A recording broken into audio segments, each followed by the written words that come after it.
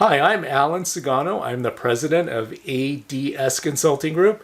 And thanks a lot for listening for these top tips on how to improve the security of remote workers. So obviously with COVID-19, there's been this huge rush to have everybody just, go home, work from home, goodbye. Don't come into the office, social distance, blah, blah, blah, yada, yada, yada. So there are some minimum guidelines that we like to put in place to make sure that those remote workers are protected. We've already seen an increase in rise in attacks of remote workers, right? So why would you try to come in the front door, through a corporate firewall? You can just come around the back and attack the remote workers. So you want to make sure those remote workers are properly secured as well. So a couple of tips. One is if you're authenticating remotely to log in to corporate resources, always, always, always, please, and we consider this mandatory, use two-factor authentication.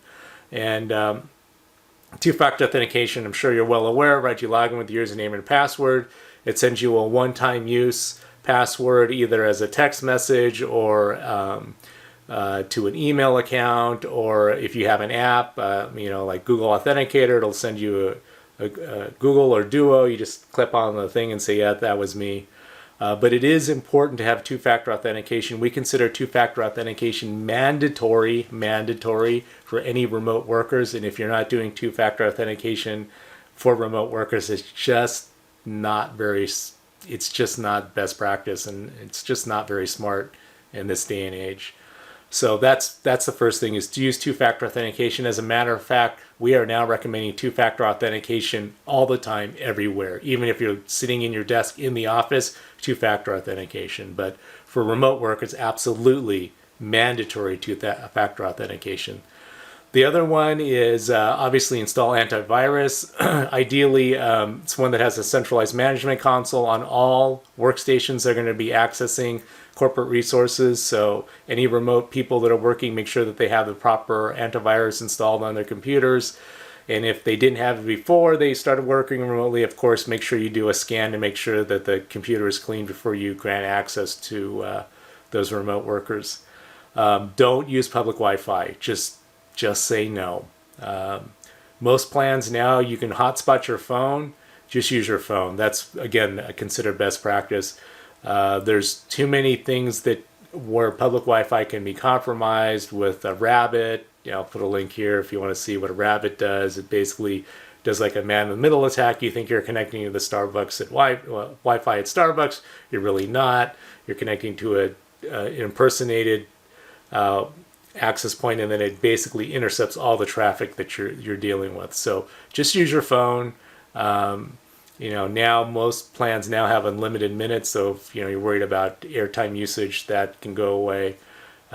We would recommend, and that's again a best practice, is just hotspot your phone and connect your computer to your phone and work remotely. Another one would be if workers are going to be remote working from home permanently, or at least semi-permanently, maybe they're going to work remotely 2 or 3 days out of the week. We recommend that you actually install a baby firewall, a small firewall, at the remote site, and then establish a site-to-site VPN to connect up to corporate resources. The firewalls are, not super cheap, but they're not super expensive considering what you're trying to protect. Expect to pay maybe $300 or $500 depending on the model of the firewall for every remote worker. If it protects against a compromise, that will be the best $500 you ever spent in your entire life. The ROI on that will be about 200 or 300 times what you paid for that remote firewall. Also, educate your workforce. So just, again, phishing, malware, don't click on suspicious links. I can tell you that the most common and most successful attack vector recently has been spear-phishing. So spear-phishing, right, I'm sure you're aware of, is when you have some information that's maybe not privy to the outside world, where they know a little bit about the goings on, maybe some vendors, or it looks like it came from the CFO or the CEO, so you're more apt to click on it and let your guard down. Spear phishing is one of the most common successful attack vectors for any type of hack. So just make sure that your people are aware that, hey, if you get a phishing, you just be on the lookout for spear phishing emails. Also, use a dedicated computer to access remote resources. Don't use your kid's computer. Don't use their phone. Don't use their iPad. Ideally, the organization should have issue a laptop or even a desktop if they don't have laptops. It's a little bit easier to get laptops now. After when COVID first hit and the shutdown first hit, it was almost impossible to buy a laptop, and now it is a little bit better in terms of supply chain.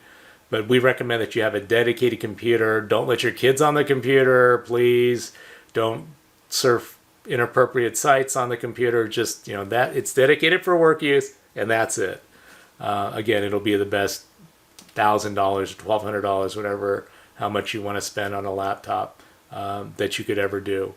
Also, train your users, obviously, to save all of their data on the servers, not on their workstations. That should be pretty obvious, right? If the workstation hard disk crashes, you'll lose everything. If the workstation gets compromised, and the hacker can scrape all that information off. If it's on the corporate server, at least it's going to be backed up, properly secured, and much less subject to compromise. So those are our couple of tips to remain safe out there. If you like this content, please hit that subscribe button. Thanks a lot for listening. Stay safe out there. Maintain social distancing. I'm recording this video. We're in the Los Angeles area. We had a huge spike in new COVID cases, which is kind of scary. So we're not out of this yet. I don't think we're really going to be out of this until we get a vaccine. So anyway, stay safe, everybody. Thanks for listening. Thanks a lot for listening, and we'll talk to you soon.